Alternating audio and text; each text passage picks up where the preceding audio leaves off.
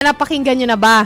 Armies. Yeah. Lumabas na po ngayong araw ang comeback album na Arirang ng BTS. Kasama na rin dyan ang lead single nilang Swim na may kasama pang music video. As of 7 p.m. in just 7 hours, umabot na sa mahigit 15 million views ang MV. Ang iba pang detalye pati na tungkol sa free concert tomorrow, abangan sa live report ni MJ Marfori maya-maya lang. Actually, ngayon na. Ngayon na, tawagin natin siya kasi katatapos na nung drone show na balita ako, bonggang-bongga, Miss MJ. Sobrang bongga, na FOMO ako doon. Galing kasi kami sa sa welcome event ng Hybe and Ay, wow. Netflix para sa lahat ng army na dumalo mula sa iba't ibang bahagi ng mundo. Itong drone show na ito nangyari sa Tuksum Hangang Park. O, di ba? At talaga naman sobrang ganda, grabe. Pati yung mga muka ng OT7 pinakita dito. Wow. Grabe. Talagang dyan ko na rin siya in-enjoy. Alam niyo kung bakit hindi rin kami dinala doon ng Netflix at Hybe? It's because nag-iba yung security measures ngayon, okay? Napaaga, 9 o'clock nag-road closure sa sila. Tapos nun, lumawak yung sakop ng road closures actually. Na guess what? Mukhang ikapapayat ko tong junket na to. Walking na po kami simula bukas. From our hotel, 30-minute walk to Guanghabul. Okay, safety first tayo. MJ. Oh my God. MJ. Malayo So MJ, hindi naman yung buong 10 mile, mas mahaba pa sa EDSA na wiring ang lalakarin mo. Ibang level yun. Okay. Actually, isa yun sa highlight talaga nung araw ko na nag-walk through kami na pinag-hard hat pa kami at lahat dahil pinag-grasp nila sa amin kung gaano kalaki tong event na ito na imamount nila na first ever of its kind. Dahil cinematic cameras po yung ginagawa nila, gagamitin nila rito. As in yung ginamit sa sa ilang mga Oscar awarded films, yun mismo yung gagamitin nila for live, hindi for film, for live. So cinematic ang atake bukas at ini-encourage pa raw ng Netflix na sa mga camera makers na mag-develop ng mga camera for these types of events para lumevel up pa yung broadcasting. So inisip ko 20 years, hindi naman 20 years from now, siguro 5 years, 10 years from now, pwede na rin ba cinematic itong mga natin, itong mga newscast natin. Cinematic yung cinematic zoom. Naka-zoom pero cinematic. Oy, okay yan Tapos, doon sa area kanina, kung diba yun yung stage, pinapunta pa kami doon kung saan yung editing bay, audio. May designated sections talaga siya for each. Tapos, kung saan yung mga live na ibobuton nila yung mga camera, etc. Talagang sobrang laki. Doon ko nga nalaman na grabe, parang halos kasing haba ng EDSA. Kulang na lang, konti na lang. Kasi haba na ng EDSA yung kable nila. Sabi ko, saan ka ba nakakuha ng kable na gano'n? Siyempre tayo sa news, sa broadcasting, yun yung mga talagang, wow! Ang massive niya. Tsaka ito yung first time na hindi controlled yung environment. Sinasabi nga kasi nila, di ba? Pag kunwari yung mga Philippine Arena, kahit daw yung mga stadium, sinasabi nila hundreds of staff. Madami na yun, team. Pero dito, thousands from all around the world and may expertise ang kailangan from them to really mount a massive event with hundreds of thousands of people to make it feel intimate. Yun ang gusto nila. So, a huge event, but they want to make it feel intimate with the audio and the screens that they're putting up. Okay, hindi. Gusto ko lang, alam ko rin kanina na marami kang kahapon habang ikay lumilibot dyan, marami kang nakasalubong ng mga army, mga Indian at saka mga from India at saka yung mga kababayan natin. Napanood yan kanina ni Jojit Arcega Sige, go. Well, hi! Yes, it's J-Hope. Buti talaga, special coverage natin to dahil Pilipinas ang may pinakamalaking army. Wow. Sa buong mundo. Undisputed. Si Arvic pa lang Hi, Arvic. Ang lukot na nga niya, naiwan siya dito Pakinggan natin. Pakinggan natin, Sige, MJ. sige. Pakinggan natin. Sige. Grabe yung mga chika nila. My bias in BTS is J-Hope. He's my favorite in the group. My bias is V. Anyway, I like BTS because it's kind of like the first group that I was introduced to in K-pop. And they just paved the way. Yeah, and I really love how their music makes me feel good.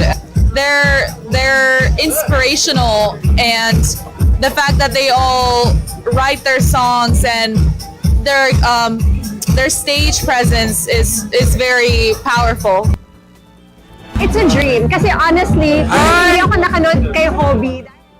Ay, Ay, ba't kasama. naputol yung sinamega? Postpartum ako. Tapos ito na ngayon, sila yun, 10 months old. Manunood na ako na My wife shall enjoy Diba and I sa- shall support. Nahawa na rin ako. So guys, Jin bias ko because Jin yung bias. Ang cute naman Ay, nun. nakita Asan mo. yung anak nila? Yung pinakauna po, para sa mga hindi nakakilala, si Angelo and Lexi Marasigan, mga Pilipino na lumaki sa Australia, na sobrang sikat na rin pati sa Amerika ngayon. Yung ikalawa, si Sophie Manasian, isa po siyang LA-based content creator na ARMY, na na taga Kazakhstan. Pinanganak sa Kazakhstan. Sobrang sikat niyan online. Pag Earlier. I'm sure, Earlier, na-interview mo yung anak ni Kimpi De Leon eh. Di ba? Oo nga, MJ. Yeah. Oh. Hardcore ARMY siya since 2019 at ang ganda ng storya niya, because of her mental health problems, natulungan siya ng BTS. She's okay now kasi nung bata raw siya, parang nagkaroon siya ng ng experience on bullying. So ilan lang yun sa mga kwentong maririnig mo rito. Yung mga taga-India naman na na-interview ko, lumipat ng India. Lumipat ng South Korea mula India, 'di ba? Ginive up ang kanyang civil engineering career para magtrabaho sa South Korea, humanap ng trabaho at I saw dito that. tumira I dahil saw sa that. BTS. At ang una ko na notice sa interview mo na yun sa mga Indian nationals na yon ay glass skin sila. Ay, talaga Korean ba? ka rin? Lumipat ng Korea ng glass skin?